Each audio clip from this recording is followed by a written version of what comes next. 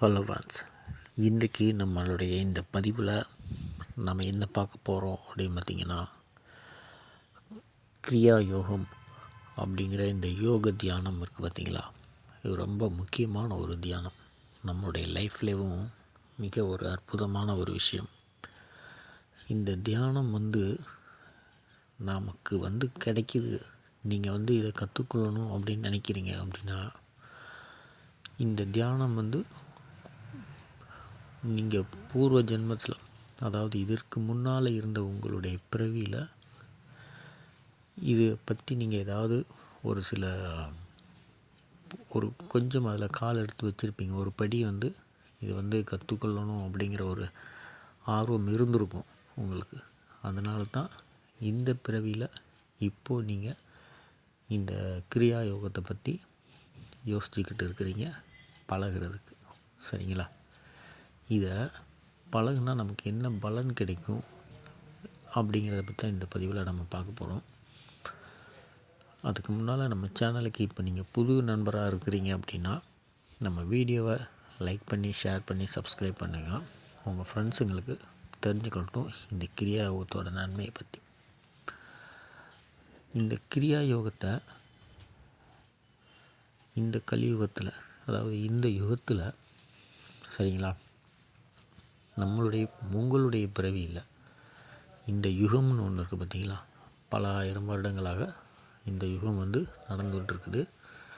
இந்த யுகத்தில் கிரியா யோகத்தை இந்த உலகம் முழுவதும் தெரியணும் அப்படிங்கிறதுக்காக கிருஷ்ணர், அர்ஜுனர் இவங்களுடைய வரிசையில் வந்ததில் பாபாஜி, அதாவது இவங்களாம் வந்திருக்கிறாங்க வரிசையாக பிற ஒவ்வொருத்தங்களாகவும்.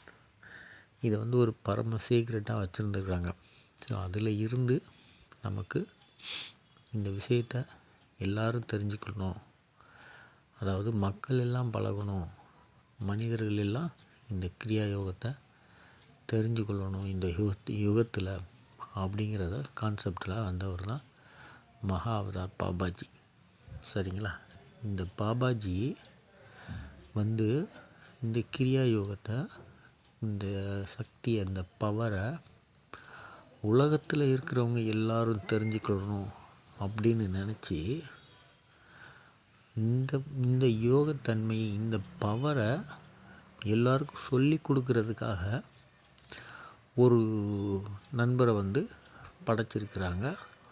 அவங்க யார்? அவங்க தேர்ந்தெடுத்தவங்க, பாபாஜி தேர்ந்தெடுத்தவர் யார் அப்படின்னா, அந்த பரமஹம்ச யோகானந்தர் சுவாமிஜி. சரிங்களா? இந்த பரமஹம்ச யோகானந்தர் வெளிநாட்டெல்லாம் போய் எல்லாருக்கும் இந்த யோகத்தோட நன்மையை பற்றி, இது இந்த மாதிரி இருக்கும் அப்படிங்கிறதெல்லாம் சொல்லி கொடுத்துருக்குறாரு. இதை பழகுனா அதே மாதிரி தான் நமக்கும் சொல்லி கொடுத்துருக்குறாங்க. இவர் ஒரு பெரிய ஸ்கூலு ஓப்பன் பண்ணி, இந்த கலையை கற்றுக்கிறதுக்காக ஸ்கூல்லாம் ஓப்பன் பண்ணி ஒரு பெரியதாக நடத்தியிருக்கிறாங்க. கடைசி வெளிநாடுகள்லாம் போய் சொல்லி கொடுத்துட்டு ரிட்டர்ன் வந்த பிறகு இங்கே இதை நம்மெல்லாம் பழகணும், இந்தியர்களும் பழகணும், இங்கே ஒரு ஆசிரமம் மாதிரி நிறுவலாம், ஒரு ஸ்கூல் மாதிரி வைக்கலாம் அப்படின்னு சொல்லி அவங்க ஏற்படுத்தியிருக்கிறாங்க.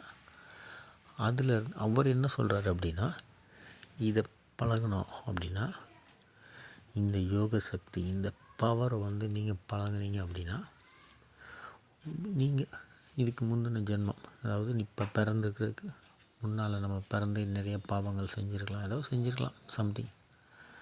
எவ்வளோ பெரிய பிரச்சனை செஞ்சுருந்தாலும் அதில் இருந்து நமக்கு விடுதலை கிடைக்கும். அதை தவிடுபடி ஆக்கிவிடும்.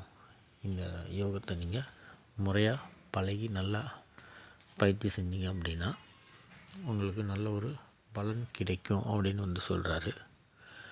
அதே போல் இந்த யோகத்தன்மையை, இந்த பவர், இந்த சக்தியை கற்றுக்கொள்ளணும் அப்படின்னா, அதாவது உடனடியாக கற்றுக்கொள்ள முடியாது. நைட்டோட நைட்டாக நமக்கு ஒரு வெற்றி கிடைக்குது, ஒரு செல்வங்கள் நமக்கு சேருது, இரவோட இரவாக நமக்கு சேருது, செல்வங்கள் சேருது, நிறைய இதெல்லாம் நம்ம பொருள்லாம் கிடைக்குது அப்படின்னா அது நம்மகிட்ட நிலச்சி நிற்காது. அதனால் இதை நீங்கள் படிப்படியாக கற்றுக்கொள்ளணும். கொஞ்சம் டைமிங் எடுக்கும் இது கற்றுக்கிறதுக்கு. இதை முழுமையாக நம்ம உடம்புல வந்து இதோட சக்தி வந்து நம்ம உடம்புக்குள்ளே கிடைக்கிறதுக்கு கொஞ்சம் டைம் கொடுங்க, கால அவகாசம் கொடுங்க அப்படின்னு அவர் வந்து சொல்கிறாரு. அதாவது பொறுமையாக இருக்கணும் இதை கற்றுக்கிறதுக்கு. உடனடியாக கற்றுக்க முடியாது, பொறுமை வந்து மிக அவசியம். ஒரு 7-8 வருடங்களாவது பொறுமையாக இருக்கணும். அப்படி இருந்து இந்த கலையை வந்து நீங்கள் கற்றுக்கிட்டீங்க அப்படின்னா உங்களுடைய லைஃபு டோட்டலாக சேஞ்ச் ஆகும்.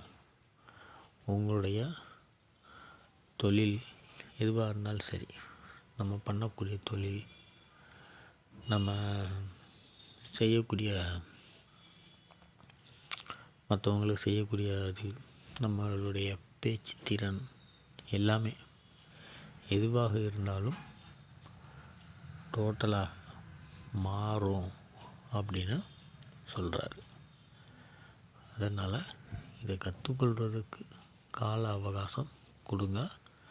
அப்படி கால அவகாசம் கொடுத்து இந்த பயிற்சியை வந்து நீங்கள் கற்றுக்கோங்க. அமைதியாக இருவீங்க, உங்களுடைய குடும்பத்தில் எந்த பிரச்சனையும் இருக்காது, நம்ம லைஃப் சந்தோஷமாக போகும். அந்த மாதிரி மிக அற்புதமாக ஒரு லைஃப்பை நீங்கள் வாழ முடியும்.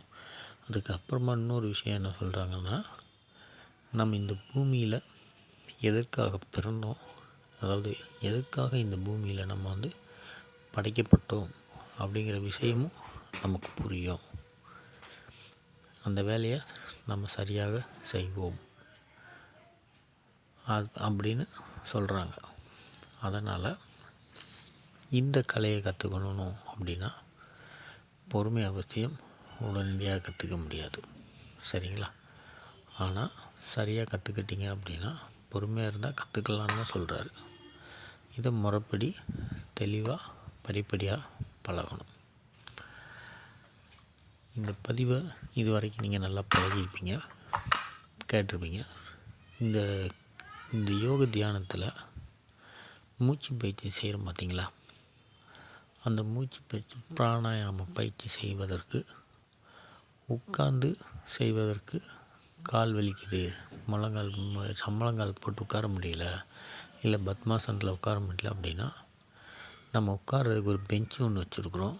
அந்த பெஞ்சு தேவைப்பட்டால் கீழே இருக்க நான் கான்டாக்ட் நம்பர் கொடுக்குறேன், அந்த வாட்ஸ்அப் நம்பருக்கு கால் பண்ணி இல்லைன்னா மெசேஜ் பண்ணுங்கள், உங்களுக்கு வந்து கிடைக்கும். அதுவும் தேக்குட்டில் செஞ்சது, பியூர் தேக்குட்டு. வேணும்னா கான்டாக்ட் பண்ணுங்கள், நான் அனுப்பிச்சி வைக்கிறேன்.